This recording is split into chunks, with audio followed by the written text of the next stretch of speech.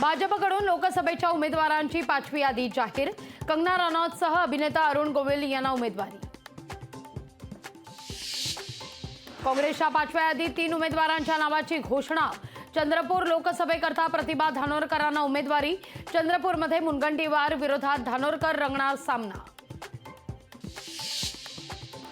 विदर्भात काँग्रेस पक्षाला धक्का। राजू पारवेंनी केला शिवसेनेत पक्षप्रवेश। पारवेंना रामटेकची उमेदवारी मिळण्याची शक्यता। काँग्रेसचे माजी खासदार नवीन जिंदाल यांचा भाजपमध्ये प्रवेश। लोकसभा निवडणुकीपूर्वी भाजपमध्ये केला प्रवेश। धुलीवंदनाच्या पार्श्वभूमीवर शेअर बाजार बंद, तर 29 मार्चला गुड फ्रायडेच्या पार्श्वभूमीवर शेअर बाजारातील सगळे व्यवहार राहणार बंद।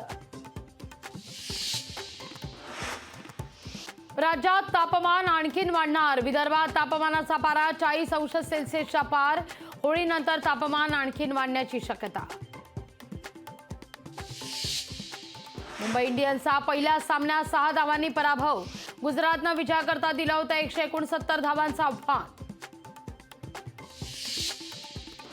आणि कोकणात शिमगोत्सवाची धूम। आमदार भास्कर जाधवांनीही तुरुंब या आपल्या मूळ गावी खांद्यावर नाचवली आहे ग्रामदेवतेची पालखी।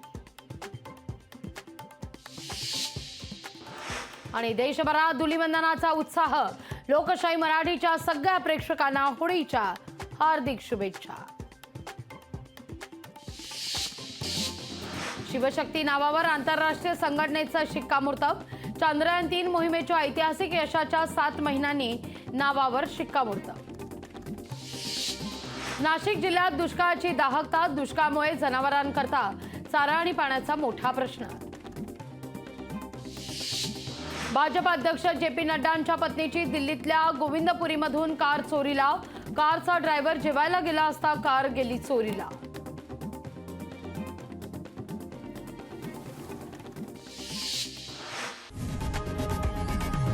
लोकशाही मराठी ऐका, पहा, जागरूक रहा।